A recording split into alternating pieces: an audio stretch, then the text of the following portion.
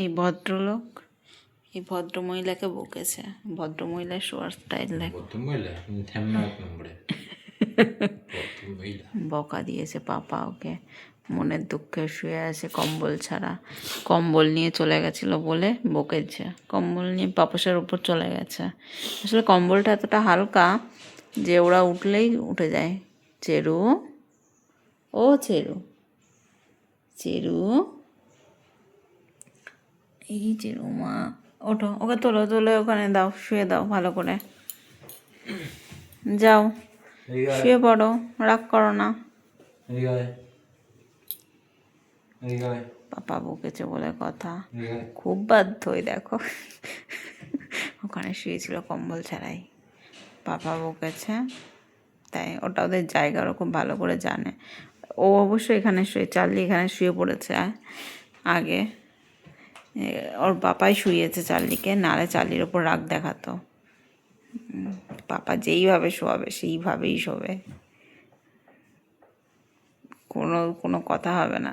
তো কম্বলটার দশা খুব খারাপ, কম্বলটার দশা খুব খারাপ হয়ে গেছে। বুঝছো, পাপা না জম ওরা আমি ঠিক বুঝি না। পাপা না জম আমি ঠিক বুঝি। মাথার কাছে একটুখানি এটা দিয়ে দাও, কম্বলটা দিয়ে ঢেকে দাও মাথাটা। চেরুর ওইখানটা দিয়ে হাওয়া আসতে পারে, ফাঁকাটা দিয়ে একটু সুরসুর করে। শীতকালে যত সুরসুরি হাওয়া আসে, গরমকালে দম বন্ধ হয়ে যায়। এইটুখানি যে ফাঁকা দেখতে পাচ্ছ, এই ফাঁকা দিয়ে মনে হয় কি যেন কত হাওয়া আসে। পর্দা কিনতে হবে এই পাশের জন্য একটা, এই পাশের দুটো পর্দা কেনা হয়েছে, এই পাশের পর্দা দুটো কেনা হয়নি। ভাবলাম কিনবো, আর হয়ে উঠলো না। দেখা যাক পরে। তো এখানে পাপা এখন শুইয়ে দিচ্ছে, উনি আবার বেশ জুতজাত করে শুইয়ে দেয়, কিন্তু ওরা রাখে না এক্ষুনি। আসলে তখন কি হয়েছে, আমি শুইয়ে দিয়ে আমি নিচে গেছি, গেট খুলেছি, অমনি চেরু উঠে কম্বল নিয়ে চলে গেছে। মানে আসলে কম্বলটা হালকা, ওর সাথে চলে গেছে। তার পাপা ওকে বিশাল বকেছে, তাই দেখলা তো ওইখানে ওইভাবেই শুয়েছিল কম্বল ছাড়া, শোবো না। পাপা ডাকলো, এক ডাকে সোজা চলে গেছে।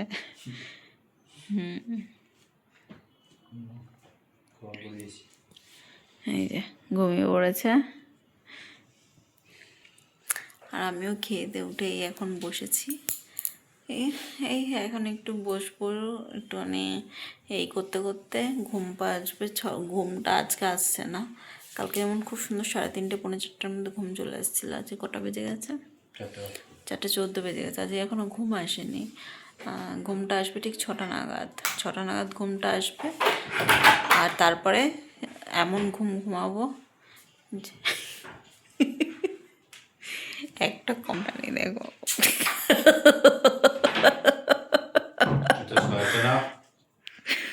চার্লির গা থেকে খুলে চলে গেছে। এই পাপা, আমি কিছু করি না, আমি শুধু ঘুরেছি। চার্লিকে দেখো, স্ট্যাচু পাবলিক। আবার দিয়ে দেবে, আবার ঘুমিয়ে পড়বে। ছোটবেলার কম্বল তো বড় হয়ে গেছে, এখন আর হচ্ছে না। কম্বল কিনতে হবে একটা। ভাবলাম এই মাসে কিনবো, কিছুতেই হয়ে উঠলো না ছাতা।